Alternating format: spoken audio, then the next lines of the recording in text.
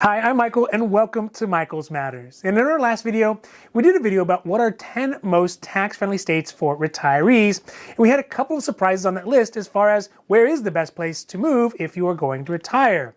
Now, obviously, it's no secret that where you live can vastly affect your way of life, especially as a retired person, and how much it costs to live from day to day. So today, we are going to be talking about the 10 states that are most least friendly states to retirees. And to do this, we're going to talk at some of the general information about each state and then talk about specific factors that make these states not so friendly to retire to. And like on the 10 friendliest states video that we did previously, you may be surprised as to which states are on this list, and moreover, which states are not on this list, like the beautiful but notoriously expensive state of California. Now, before we get to it though, if you like these videos, if you find them interesting, if you find them helpful, if you find them useful, please don't forget to like and subscribe. That way you can get updates when my newest and most informative videos become available. Okay, so let's get down to the first 5 least friendly states for retirees. The first state on this list was actually a surprise to me at number 10, which is Texas. Now, although Texas is known for having no tax, and tons of famous people are moving there, like Elon Musk and Joe Rogan and other rich people, specifically for retirees, there may be greener pastures in other places. To start off, Texas doesn't have a state income tax, okay, but it does have an average state and local tax of 8.2% and a property tax rate of $1,692 per $100,000 of assessed home value. Now let's talk about what puts Texas at the number 10 spot. First, the positive. In addition to not taxing personal income, Texas also does not tax Social Security benefits, pensions, 401ks, IRAs, or any other type of traditional retirement income. But it doesn't really set it apart from a lot of other states because there are tons of states that actually do that. Additionally, it is possible for seniors to freeze their tax bill for the purposes of property tax, and if they're under a certain income, they can actually get up to $10,000 of their property tax exempted. So that's good news. Now, for the bad news, Texas has the 7th highest property tax in the country. In fact, it's tied with New York, who is known for squeezing the taxes out of their residents. For a house worth $250,000, for example, it would cost around $4,230 per year in property tax in Texas. Usually the state sales tax is imposed at 6.25% plus local tax, which is 2%, which adds up to about 8.2% on the state average. So these things all add up to not the worst, but definitely not the most friendly state for retirees. Okay, so let's get to state number 9 on the list, which is the state of Iowa. Now, having family in Nebraska, I know that from experience, Iowa and Nebraska have a very, let's call it a special relationship, and I guess we'll leave it at that. But in the case of which state is friendlier for retirees, Iowa beats Nebraska hands down. The state has a state income tax range from 0.33% up to 8.53%, depending on a person's income. It also has an average combined state and local tax of 6.94% and a median property tax at $1,529 per $100,000 of assessed home values. The pros for the state of Iowa for retirees specifically is that there is no estate tax, but there is an inheritance tax, so I guess that's not a pro. Furthermore, Social Security benefits are tax-free, and if you are over the age of 55, you can exclude up to $6,000 of your federally taxed retirement income from state tax as well. Lastly, although the state does have a range of taxes for income tax, by 2026 it will be reduced down to a flat rate of 3.9%, and by then 100% of a resident's retirement income will be untaxed at the state level. So those things are all good. Now, the cons for Iowa for retirees is first, the state has the 11th highest property tax in the country, so at $1,529 per $100,000 of assessed value.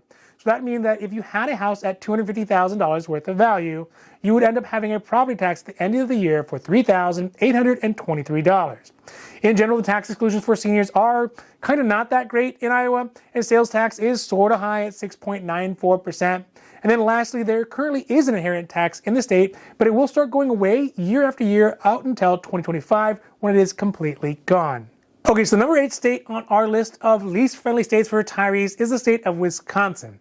Wisconsin has a state income tax range from 3.54% up to 7.65%, depending on your income. It has a combined average for state and local tax of 5.43%, and has a median property tax rate of $1,684 per $100,000 of assessed home values.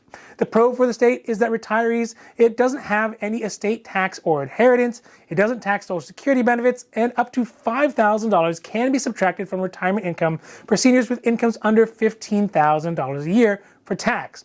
And it has the 9th lowest sales tax in the country. But on the con side for Wisconsin, it does tax retirement income, so things like pensions, annuities, IRAs, and 401ks are taxed, and has the 8th highest property tax in the country. In fact, if you had a house worth $250,000 again, you would have a property tax due of $4,210. So that's why Wisconsin got the number 8 spot on this list. Now, the next state is a state that I would actually thought would be at least in the top 5, if not number 1, which is the state of New York. Now, New York has a state income tax range of 4%, going all the way up to 10.9%. It also has a combined average state and local tax of 8.52%, with a property tax rate of $1,692 per $100,000 assessed home value. But there are some pros for the Empire State. First is that there are some tax breaks for seniors that would reduce their property value up to 50% for the purposes of taxation. Additionally, seniors may be exempt from some school property tax and things like Social Security benefits, federal and New York government pensions, and military retirement pensions, which are exempt from state tax. Now, the downside for New York, especially for seniors, is that the property tax is pretty high. It has the 7th highest property tax in the country, which means that if you had a house worth $250,000, you would have a property tax of $4,230 a year. Also, with a state and local tax as high as 8.52%, it has the 10th highest state and local tax. And furthermore, there's an estate tax, and worse yet, any income from your private retirement account over $20,000 is taxed as well. So it could be a decent state if you fit some very specific qualifications and guidelines, but for many retirees, it may not be. At the number 6 spot on this list is the sparsely populated state of Vermont. It has a state income tax that ranges from 3.35% up to 8.75%, depending on your income. It has local and state sales tax that are on average at 6.24%. For the median property rate at Vermont, it has a rate of $1,861 per $100,000 of assessed home value. Now, the good things about Vermont, well, I guess there's only kind of one good thing about Vermont, in that it has a relatively low sales tax of 6.24%. But that is, of course, going to be counterbalanced by the fact that Vermont taxes most retirement incomes, including Social Security benefits, if your income is over $45,000 a year. Furthermore, it has the 5th highest property tax in the country, meaning that for a house with a value of $250,000, you would have a property tax of $4,653 per year.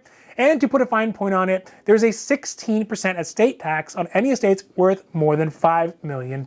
So kind of no good for wealthier seniors. All right, so getting halfway through this list, at that halfway mark, there is the number 5 spot, which is Connecticut, which has an average state tax range of 3% up to 6.99%, depending on a household's income.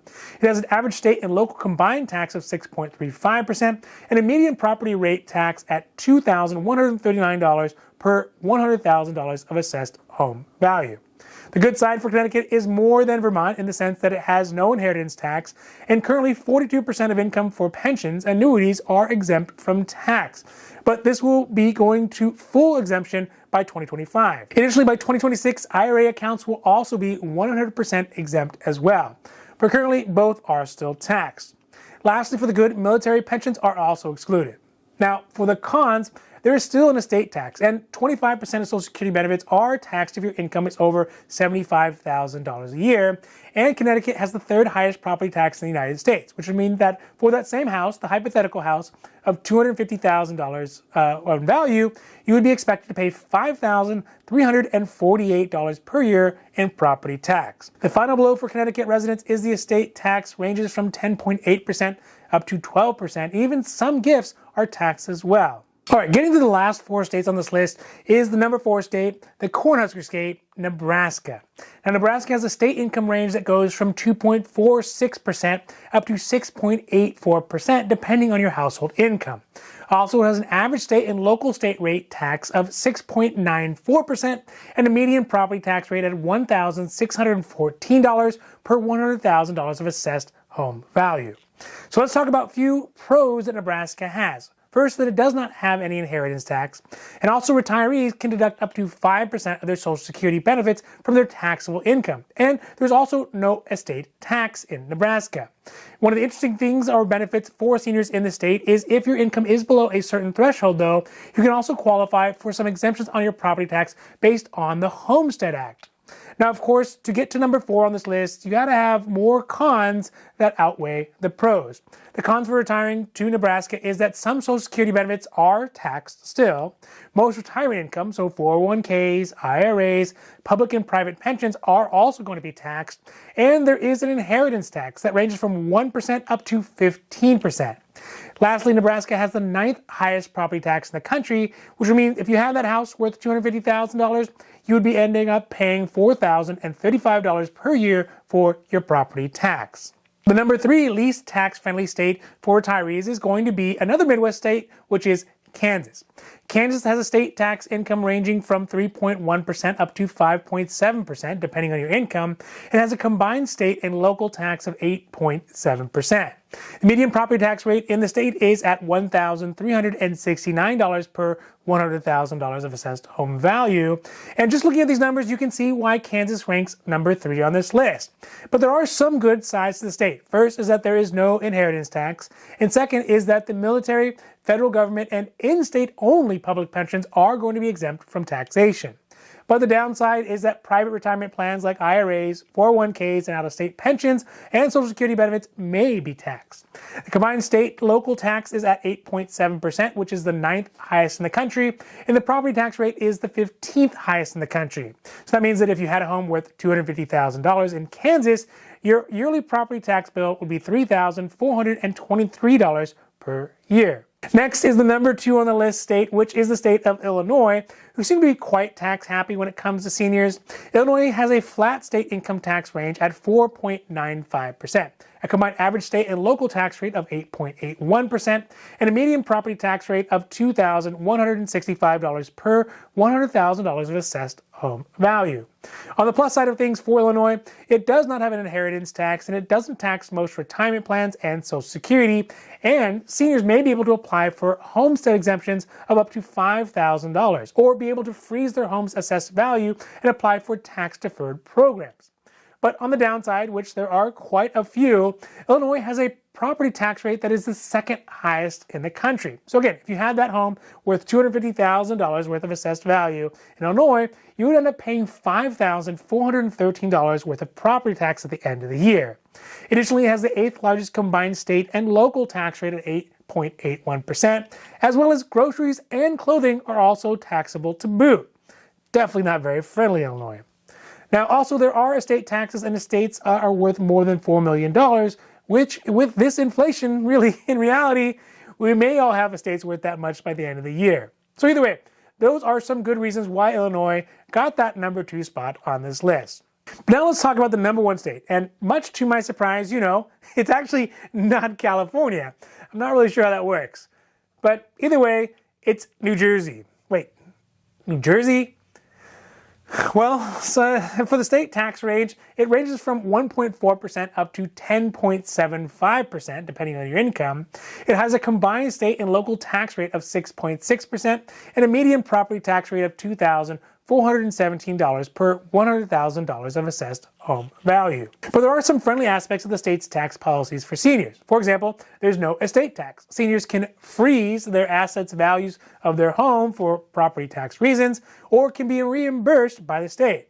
There are also other generous retirement exemptions on taxes for seniors who make up to $100,000 a year in income for things like pensions, annuities, IRAs, and other retirement benefits, Social Security benefits, all not taxed, and the state and local taxes are comparatively reasonable at 6.625%. So that doesn't seem too bad, right? Well, the cons is that there is an inheritance tax between 11% and 16% on any property worth more than $500. So basically, if you leave your kids a nice set of silverware, they're going to have to give at least back 2 spoons to the state. But what really solidifies New Jersey's place at the #1 on this list is the highest median property tax in the country. So again, that would mean that if you had a house worth $250,000 worth of value, you'd have to pay an eye-popping $6,043 per year in property tax. So needless to say, that's not very good. So as you can see, where you live in retirement can have a huge impact on how your money is spent, how much money you have to live on, and what is the cost just to be in the state that you're in on a yearly basis. And hey, if worse comes to worse, you can always come to California. Now, it may not be in the top 10 friendliest states for retirees, but it's also not in the top 10 least friendliest states either. So that's pretty good too. Alright, so that's it for today. I hope that you found these videos interesting, helpful, or at least useful. And if you did, please don't forget to like and subscribe. That way you can get updates when my newest and most informative videos come available. So with that, I'm Michael, saying for Michael's Matters, I hope that you take care of yourself, take care of others, and have a happy, healthy day.